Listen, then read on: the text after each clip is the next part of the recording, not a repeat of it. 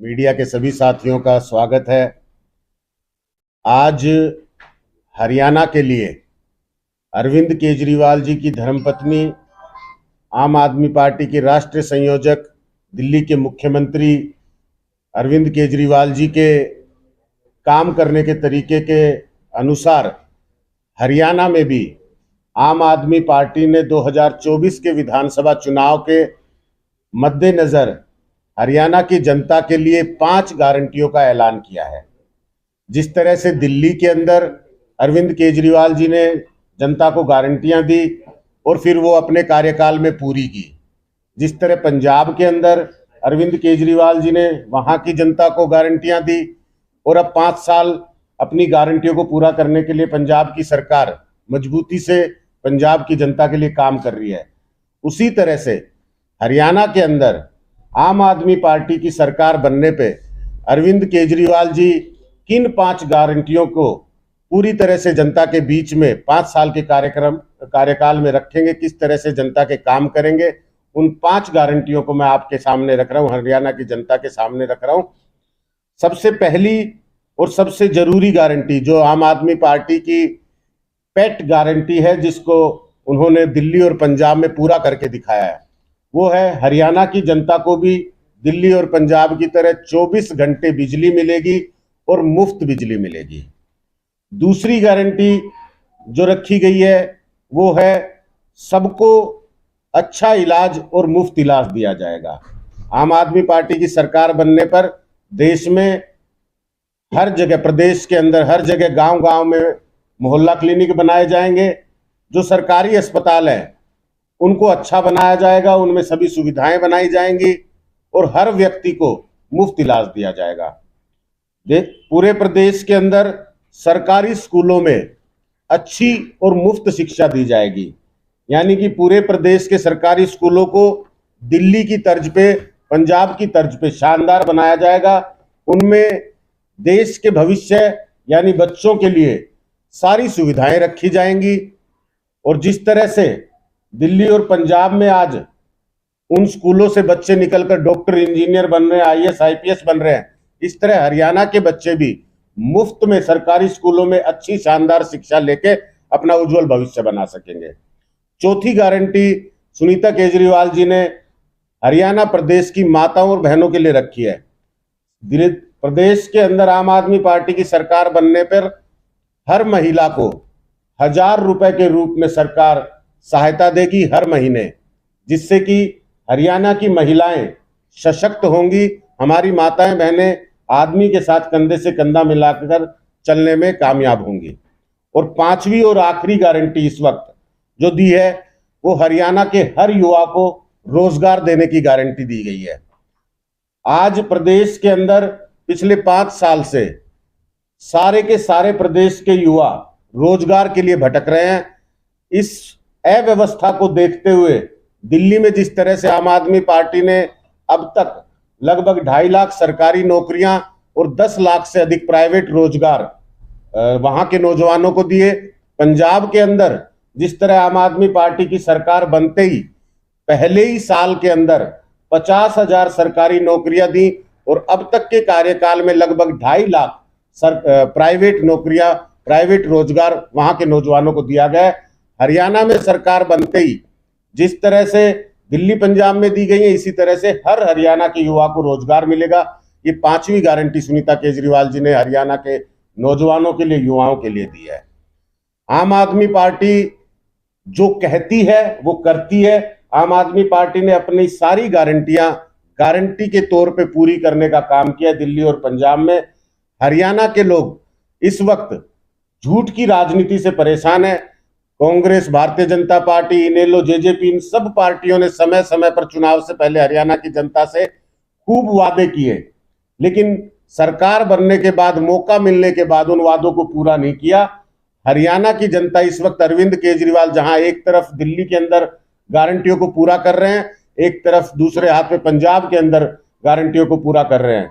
तो इस तरह से इस व्यवस्था को देखते हुए, अरविंद केजरीवाल जी के काम को देखते हुए, मैं समझता हूं कि हरियाणा के जनता, हरियाणा के लोग इस बार अरविंद केजरीवाल जी के साथ सरकार बनाएंगे और अरविंद केजरीवाल जी की गारंटियों को पूरा करने गारंटियों का लाभ लेने के लिए इस बार प्रदेश में मजबूती से आम आदमी पार्टी की सरकार बनेगी। अब विपक्ष ये कह रही कि जो गारंटियां रेवड़ी की तरह प्रस्तुत करती है आम आदमी पार्टी। देखिए, विपक्ष आम आदमी पार्टी से डरता है क्योंकि विपक्ष झूठ की राजनीति करता है, धर्म की राजनीति करता है, जाति की राजनीति करता है। जब आम आदमी पार्टी कोई गारंटी लॉन्च करती है और फिर उसको पूरा करती है तो इससे इनकी जाति धर्म की राजनीति, फूट डालने की राजनीति के रास्ते बंद हो जाते हैं। तो इस तरह के दुष्प्रचार करने का काम भारतीय जनता पार्टी, कांग्रेस पार्टी और विपक्ष की पार्टियां करती हैं, लेकिन आम आदमी पार्टी को इससे कोई फर्क नहीं पड़ता, ना ही प्रदेश की जनता को कोई फर्क पड़ता। लोग ये जानते हैं कि सच्ची गारंटी कौन देता है, सच्चा काम कौन करता है। इसलिए आम आदमी पार्टी अरविंद केजरीवाल जी को इस बार हरियाणा की जनता आशीर्वाद देगी। जो पूर्ण रूप से गठबंधन था वो क्या टूट चुका है? देखिए, जो गठबंधन था इंडिया अलायंस, वो लोकसभा चुनाव को लेकर था। जिस तरह से देश के अंदर भारतीय जनता पार्टी की सरकार लगातार तानाशाही कर रही थी, मनमाने तरीके से लोकतंत्र पे प्रहार कर रही थी, जिस तरह से देश के संविधान के साथ छेड़खानी कर रही थी, जिस तरह से आरक्षण की व्यवस्था को किसी ना किसी तरह तोड़ने का प्रयास कर रही थी, उन व्यवस्थाओं को देखते हुए, उन समस्याओं को देखते हुए इंडिया अलायंस का गठन हुआ था और इंडिया अलायंस बखूबी अपने इस गठन में कामयाब रहा। आज निरंकुश सरकार पे अंकुश लगाने में कामयाब रहा। आज मोदी जी के दोनों हाथों में बैसाखी देने का काम इस इंडिया अलायंस ने किया है। अब किसी तरह की मनमानी, किसी तरह से लोकतंत्र पर प्रहार करना, संविधान पर प्रहार करना, आरक्षण पर प्रहार करना मुमकिन नहीं है। ताबड़तोड़ कार्रवाई है वो शुरू हो गई है। सुरेंद्र पवार गिरफ्तार कर लिया गया, स्थानीय विधायक के ठिकानों पर रेड की गई है।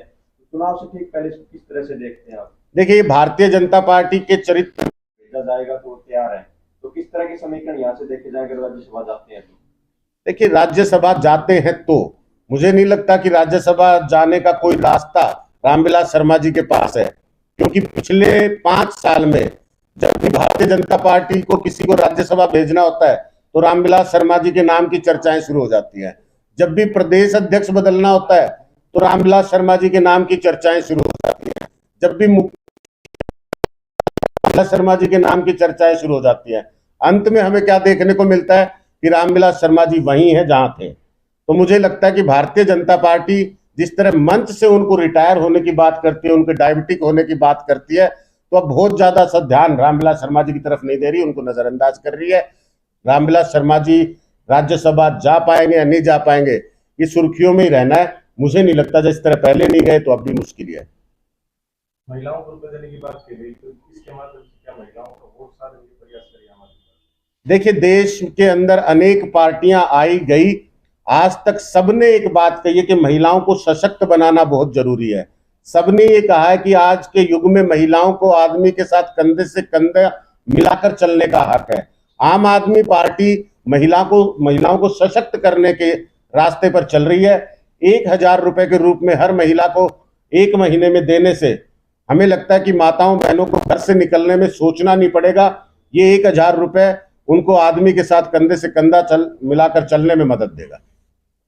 विधायक जी के घर पर रेड हुई, उसको लेकर आपने कहा था अगर ऐसा कुछ मिलता है तो जनता क्या कहेगी, क्योंकि 4 बार वोट दिए हैं, वहां से कुछ कैश वगैरह कुछ बरामद हुआ, इसको लेकर क्या? बिल्कुल, जहां तक मैं देख रहा हूं कि जो रेड पड़ी, उस रेड के बाद में ईडी ने कहा है कि 1,42,00,000 रुपए नगद, 30 फ्लैट और जमीन जो कि कोई बेनामी संपत्ति के रूप में, और बहुत सारी ट्रस्ट, बहुत सारे एनजीओ, बहुत सारे लोकर, बहुत सारे अकाउंट, इनके जो कागजात, इनसे जुड़े कागजात वो ईडी के कब्जे में लिए हैं।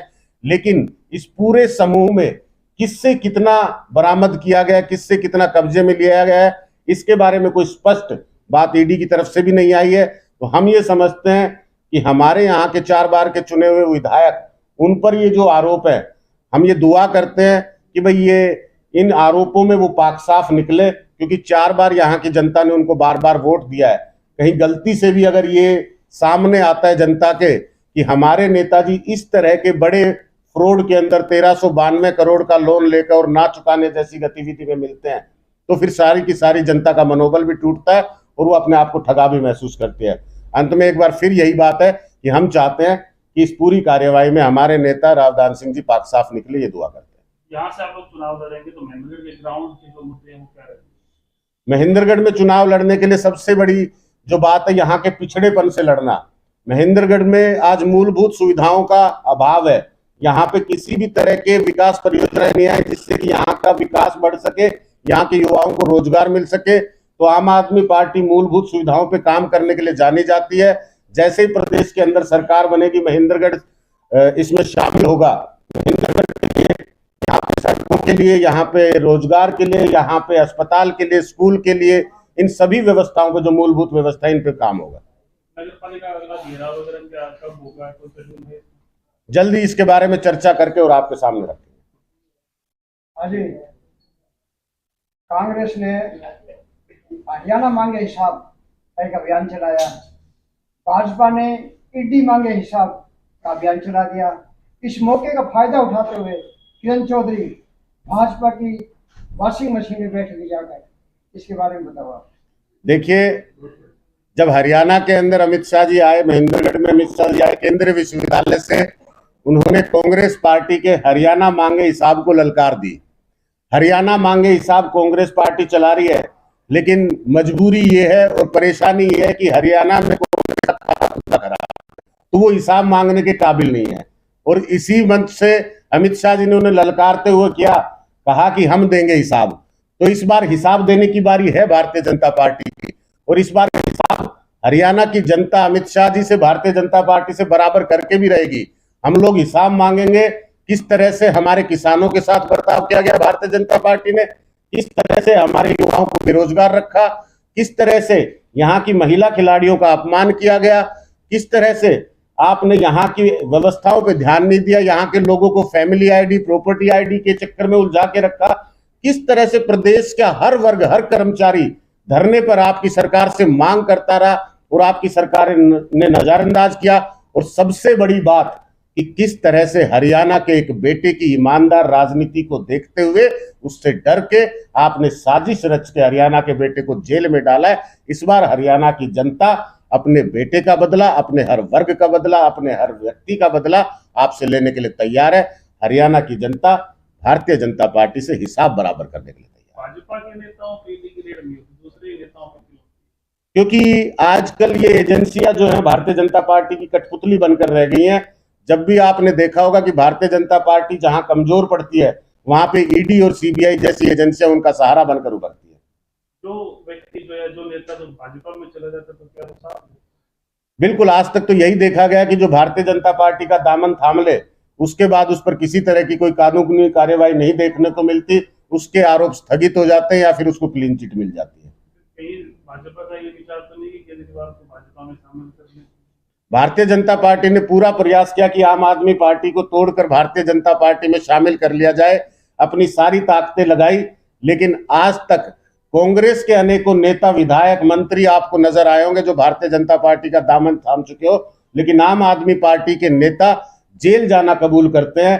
किसी भी तरह से अपने उसूलों से, अपने सिद्धांतों से समझौता करना पसंद नहीं करते। आज मनीष सिसोदिया जी को लगभग 1.5 वर्ष, सत्येंद्र जैन जी को लगभग 1.5 वर्ष, और उसके बाद संजय सिंह जी 6 महीने जेल में रहकर आए। अरविंद केजरीवाल जी खुद जेल में संघर्ष कर रहे हैं, लेकिन घुटने टेकने को कोई भी तैयार नहीं है। साफ तौर पे सीधी चुनौती दी है कि जब तक आप अत्याचार कर सकते करें, आम आदमी पार्टी संघर्ष करेगी। सर, ये प्री प्लान होते हैं या मतलब जिस तरह से